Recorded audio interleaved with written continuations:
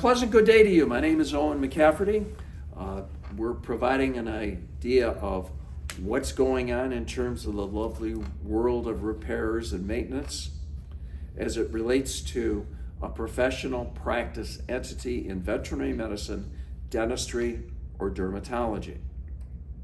And for this reason, I'd like to first of all say thank you to our sponsor, Professional Fusion, for allowing us to present ideas on repairs and maintenance as it relates to a professional entity.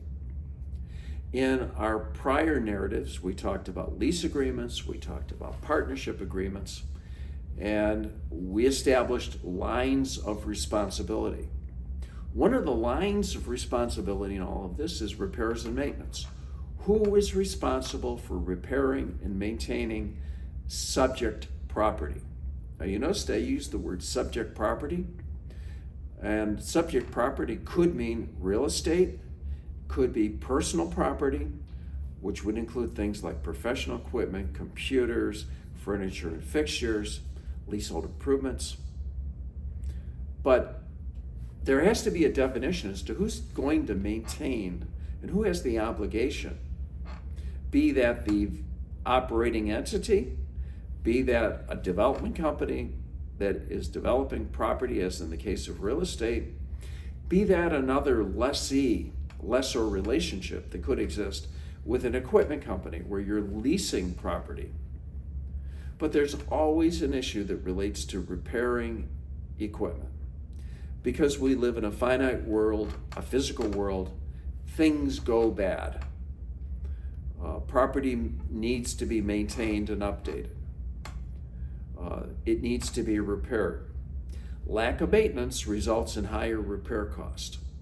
For that reason, the people who are trying to improve their margin by skimping on maintenance costs may find that that skimping is going to be a lot more expensive as it relates to repairing property that has been abused. Who's going to pay for it? Well, let's take a piece of equipment. The simplest possible example would be I've got a piece of professional equipment that I bought.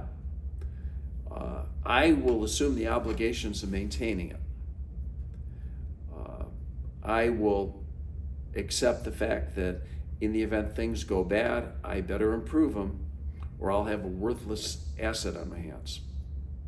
Another example, I lease that same equipment, but I lease it with the right of use as if I had owned it. Now, I don't have title to it, at least not yet, but I am responsible for it. With that responsibility, I may need to maintain it and repair it. On the other hand, the lessor, the personal or entity that leased that piece of professional equipment to me may assume the obligations of maintaining that property in good working order. So a question then becomes, again in the documentation, who is assuming the obligation for maintaining the property? Maintenance expense, by its very nature, is a perpetual cost. If you will, you got to pay it. Year in, year out. But it protects not only costly repairs, but also assures that the property will be in good working order so that the opportunity cost, that is the cost that you incur by not being able to use it, and then having a need for it without the capacity to have a replacement, is a far greater cost than the mere cost of maintaining it. Identify who's responsible.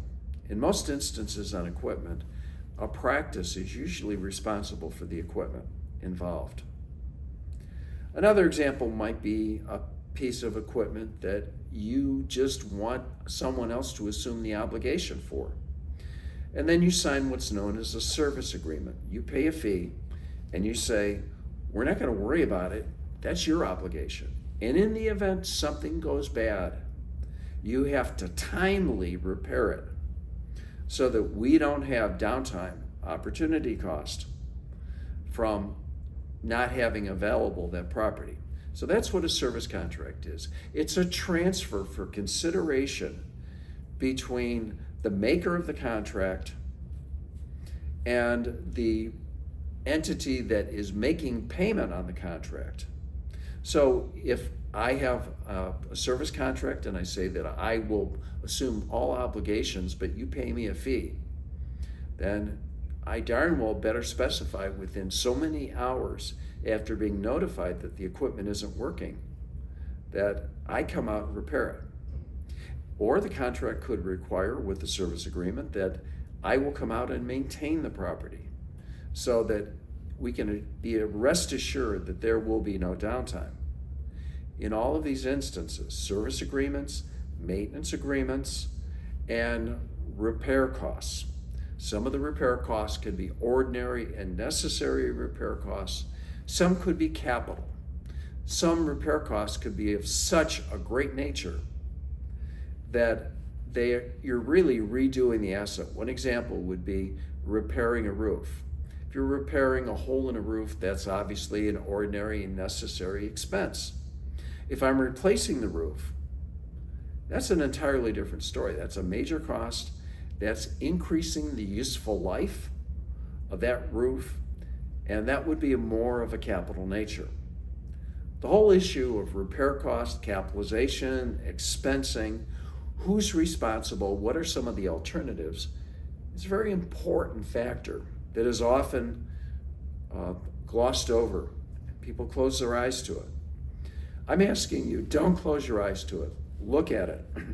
If you have a practice manager or practice administrator, this is part of their job to maintain all property in good working order.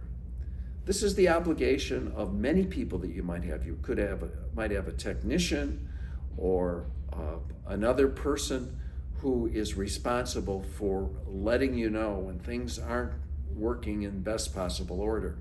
Perhaps you're going to put a doctor involved in the responsibility. Or for some items, such as computer equipment, you may be engaging a third-party consultant to be coming in and watching over all of the operating assets, because the downtime, the opportunity cost lost, could be too expensive, and you, in your practice, do not have the skill set to maintain property in the most appropriate manner. So there's so many different things with repairs and maintenance cost. I just wanted to say thanks. Do appreciate it. Hopefully there will be some items here that you can find of benefit and further opportunity to talk with your CPA, your attorney, your equipment manufacturer, your drug detail person, whoever the individuals may be needed that sell you property, and have an honest discussion. Until the next time, my name's Owen McCafferty, and thank you very much.